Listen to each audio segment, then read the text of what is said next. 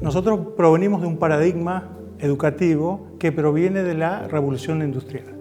La Revolución Industrial formaba personas capaces de ejecutar tareas repetitivas. Esas tareas repetitivas necesitaban de una coherencia con un sistema educativo. Ese sistema educativo es el que venimos observando hace mucho tiempo, que por suerte está mutando y está cambiando, necesitaba de una determinada estructura dentro del aula. Esa estructura dentro del aula era medida en tiempo, éramos evaluados por números, por capacidad de repetición y de adquisición de determinados datos, y se dejaba de lado la dimensión emocional. Esto biológicamente nosotros tenemos dos hemisferios cerebrales. Uno tiene una función emocional y otro tiene una función racional. Siempre se puso el eje en el cerebro racional y se dejó de lado el cerebro emocional. Ninguno de los dos es superior al otro, simplemente que funcionan en conjunto para hacer más efectiva a la persona en su funcionamiento diario. Lo que falta en la sociedad actual es un sentido de vida, es un porqué. A nuestros jóvenes se les ha quitado, y eso nos tenemos que hacer responsables como padres, se le ha quitado el sentido de progreso, el sentido de avance, el sentido de darle un porqué. Y al no tener sentido de darle un porqué, se provoca vacío. Y ese vacío tenemos que entenderlo, trabajarlo dentro del aula. Yo soy docente y profesor y soy absolutamente consciente del rol que cumplen las emociones dentro del aula.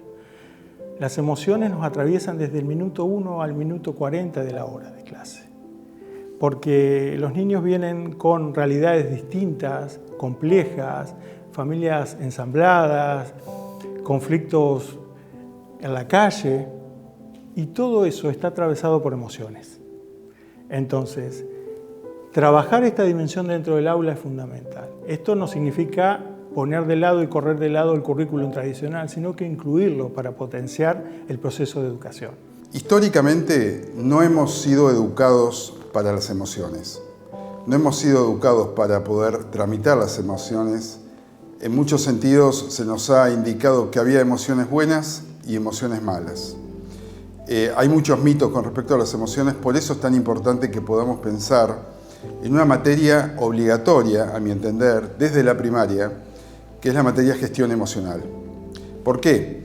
Porque los niños, desde muy temprana edad, tienen que empezar a entender y tenemos que enseñarles que no existen emociones buenas o emociones malas. En tal caso, hay emociones placenteras y emociones displacenteras. Las emociones son parte de nuestra historia y de alguna manera somos seres emocionales. Primariamente somos seres emocionales, luego somos seres racionales. Por eso es tan importante la comprensión de las emociones en nuestra vida, ¿no? Emociones como la alegría, tristeza, miedo, dolor, ira y alegrías relacionadas con el amor. Las emociones tienen un valor importantísimo en la trascendencia y en las decisiones de nuestras vidas. Entender que las emociones son básicamente reacciones biológicas. Cuando una persona camina por la vida, cuando un niño o un adolescente camina por la vida solamente a partir de las emociones, muy difícilmente pueda pensar, porque justamente las emociones no son la razón.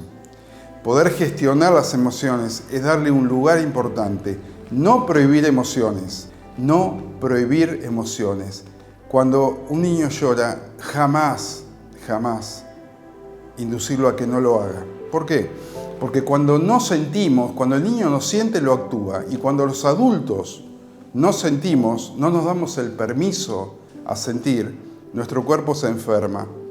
Y seguramente también lo actuamos. Por lo tanto, es tan importante que nuestra infancia, nuestra adolescencia, tengan la capacidad de empezar a pensar ya desde los colegios primarios con una materia que debería llamarse educación emocional.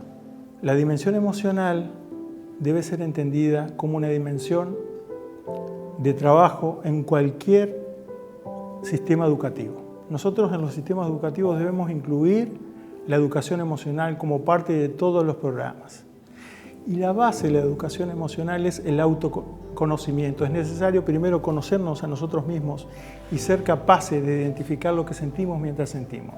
La mayoría de las personas provenimos de un analfabetismo emocional, es decir, no nos conocemos a nosotros mismos, no podemos identificar lo que sentimos.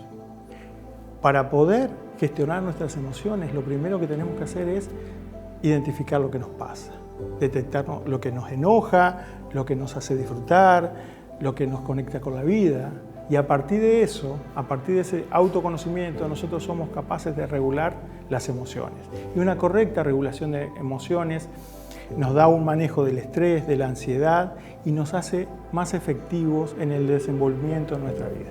La educación emocional en las escuelas. Es necesario, comenzar desde pequeño, desde los primeros años, a hablar de las emociones. Un chico de 4 a 5 años puede reconocer las emociones, pero un poco primero es el docente, el adulto, el que tiene que empezar a aprender a gestionar sus propias emociones, porque yo no puedo contener a alguien emocionalmente si yo no estoy bien emocionalmente.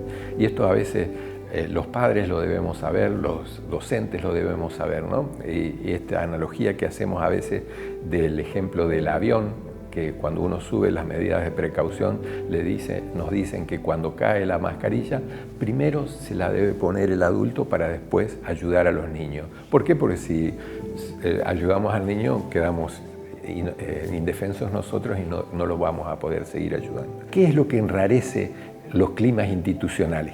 Los climas institucionales son enrarecidos por la violencia, pero no la violencia escolar. La violencia escolar es un título. La violencia social que desemboca en la escuela. Esto es interesante verlo y analizarlo también para poder nosotros trabajar en la convivencia dentro de la escuela. En las escuelas se enrarecen los climas institucionales también por la comunicación, la falta de comunicación. Y esto también es necesario agilizar todas las estrategias comunicacionales para sentirnos bien, para poder decir, para poder ser respetado, para poder ser tenido en cuenta.